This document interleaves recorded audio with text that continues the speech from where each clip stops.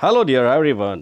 Hopefully, you are perfectly well and you are doing practice of English as per your convenience. Today topic is very simple, use of their versus it.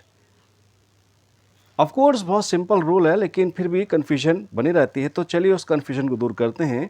आपने sentences देखे होंगे, जैसे हिंदी में होता है कि मेरे घर के पास एक बाग है, या टेबल पर बुक है, या इस तरह से बोलते हैं आप कि इनफैक्ट आज बहुत गर्मी है, आज संडे है ना। So these kinds of sentences are used using there and it.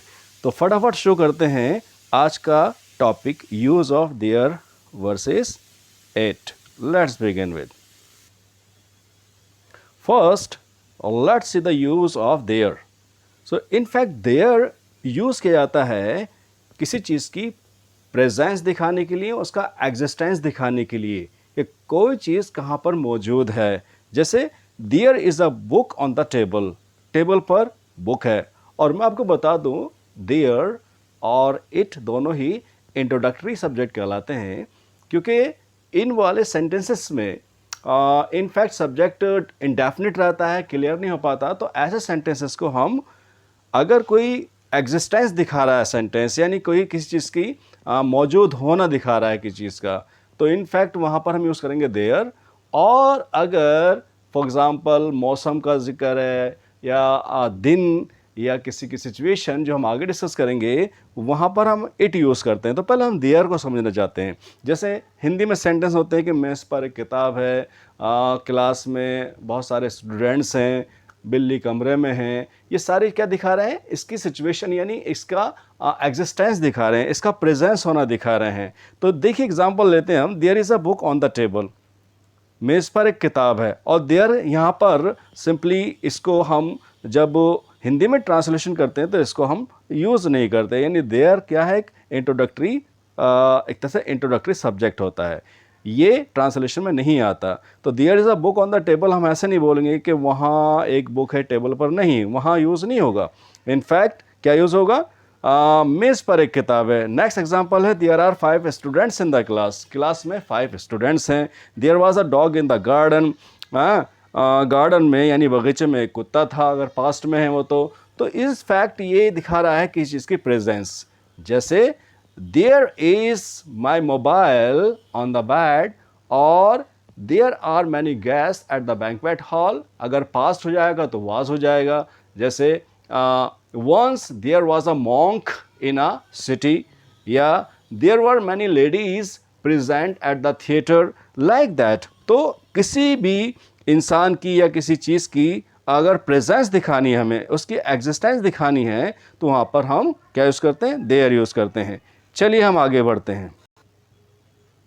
Simple इसका रोल ये कहता है कि अगर कोई सिंगुलर नाउन है तो हम यूज़ करेंगे प्रेजेंट में देयर इज़, और अगर प्लूरल है तो there are.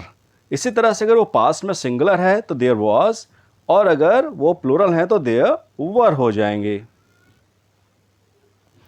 So as a matter of fact आपने देखा कि किसी चीज़ की प्रेजेंस यानी एग्जिस्टेंस दिखाने के लिए, यानी उसकी मौजूदगी दिखाने के लिए देयर यूज़ करते हैं। और इट कहाँ यूज़ करते हैं? तो सिंपली इट का यूज़ होता है आपका जहाँ पर ये सिंगुलर ही यूज़ होता है, यानी इसके बाद में आपका इट इज़, अगर पास्ट में तो वॉज, फ्यूचर में तो विल वगैरह आता है। तो ये यूज़ होता है, देखिए, मौसम बताने के लिए। मौसम जैसे इट्स वेरी हॉट टुडे, आज बहुत गर्मी है। टाइम के लिए, for example it's 10:30 now. Distance बताने के लिए it is 100 kilometres from here. Day या डेट बताने के लिए इट्स संडे टुडे, है ना।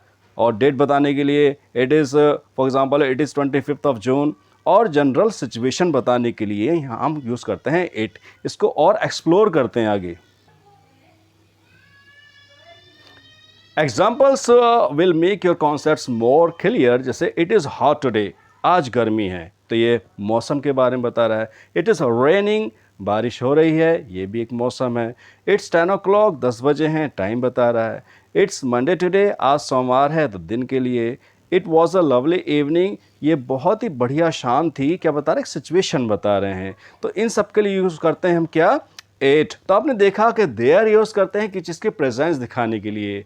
जैसे मेरा घर एक बाग के पास में है, तो there is a garden near my house, है ना। कमरे में बहुत सारे बच्चे थे, so there were many children in the room.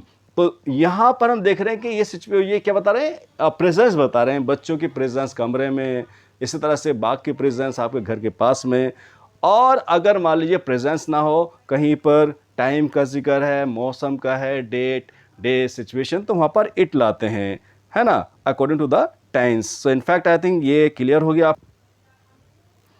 फटाफट रूल देखते हैं। Use it when we talk about weather, time, date, distance और सिचुएशन। तो इन सब के लिए मौसम, टाइम, डेट, डे, डिस्टेंस और सिचुएशन के लिए यूज करते हैं हम क्या का, इट का। Let me try to make it more simple for you. Quick comparison करते हैं दोनों का, देयर का और इट का। जैसे there is a pen on the desk, desk पर एक पेन है, क्या दिखा रहा है ये, पेन की एक मौजूदगी दिखा रहा है, उसकी एग्जिस्टेंस या प्रेजेंस दिखा रहा है। इट देखें, it is a nice pen, तो ये पेन की क्या दिखा रहा है, एक सिचुएशन दिखा रहा है। There are 10 boys in the room, तो 10 बॉयज़ की रूम के अंदर मौजूदगी दिखा रहा है, प्रेजेंस दिखा रहा है, देयर यूज़ करेंगे। It is very hot today, तो मौसम का जिक्र आ गया, तो हम इट यूज़ करेंगे। There was a temple near the river, तो टेम्पल का एग्जिस्टेंस दिखा रहा है यहाँ पर, तो देयर यूज़ करेंगे, यानी रिवर के पास में, नदी के पास में टेम्पल था, है ना। It is time to study, ये पढ़ने का टाइम है, टाइम का जिक्र आ गया, तो इट आ गया हमारा। So this is how you can learn, and I think that now concept is clear to you about the use of there and a। फटाफट इजी ट्रिक देखते हैं स्टूडेंट्स। सो हमने देख लिया एक बार, एक देयर क्या दिखा था, एग्जिस्ट, प्रेजेंट, यानी कोई चीज़ है, अगर पास्ट है तो था, थे। और इट ही यूज़ करते हैं weather, time, day, distance, situation, मौसम, समय, दिन या स्थिति के लिए। एग्जाम्पल फिर देखिए आप, there is a school near my house, तो इनफैक्ट क्या दिखा रहा है, अस्तित्व दिखा रहा है, यानी उसका एग्जिस्टेंस दिखा रहा है, तो देयर यूज़ करेंगे। It is very far from here, ये यहाँ से बहुत दूर है, यानी यहाँ से बहुत दूर है वो चीज़, तो इनफैक्ट यहाँ पर क्या डिस्टेंस दिखा रहा है, तो इट यूज़ करेंगे। Hopefully this concept are clear to you now. To further strengthen your concept, let's see more examples. जैसे there is a garden in front of my house, मेरे घर के सामने एक गार्डन है। There are many books on the shelf, shelf पर यानी shelf के ऊपर बहुत सारी किताबें हैं, या शेल्फ में बहुत सारी किताबें हैं, नेगेटिव होगा तो नॉट आ जाएगा, आपको पता है इस एम आर के बाद में। There is not any water in the bottle, बोतल में कोई पानी नहीं है, नहीं बिल्कुल पानी नहीं है। There are no students in the classroom, class में कोई भी स्टूडेंट्स नहीं हैं। और इंटरोगेटिव है तो आपका, is there a hospital near your home, क्या आपके घर के पास में कोई हॉस्पिटल है, लाइक दैट आप यूज़ कर सकते हैं। Dear students, now is the time of exercise, fill in the blanks with there और इट। तो देयर या इट आपको यूज़ करना है। तो फटाफट देखिए, पहला सेंटेंस है blank is very cold today, तो देखिए आप हिंट लीजिए, आप इसमें क्या दिखा रहा है, ये दिखा रहा है कोल्ड टुडे, यानी वेदर के बारे में बात है, सिचुएशन है, तो क्या यूज़ होगा, ऑब्वियसली इट होगा। Blank are few apples in the basket, basket में थोड़े से एप्पल्स हैं, सेब हैं, तो क्या आना चाहिए, एप्पल्स की प्रेजेंस दिखा रहा है, तो आप सोचिएगा कि क्या आएगा यहाँ पर, और आप समझ चुके हैं। और अगर नहीं समझें तो please mention in the comment box. इस तरह से पूरी एक्सरसाइज करके please match your answer, and ये रहे आपका आंसर। और चेक कीजिएगा whether the concept is clear to you और not. Hopefully you have well understood the difference between the use of there and it. Dear viewers, again request to you, please like, share and comment, and of course if you are new, please subscribe to our channel, and again with the bottom of my heart, let me appreciate you for your support, motivation. Thank you very much. Have a nice day.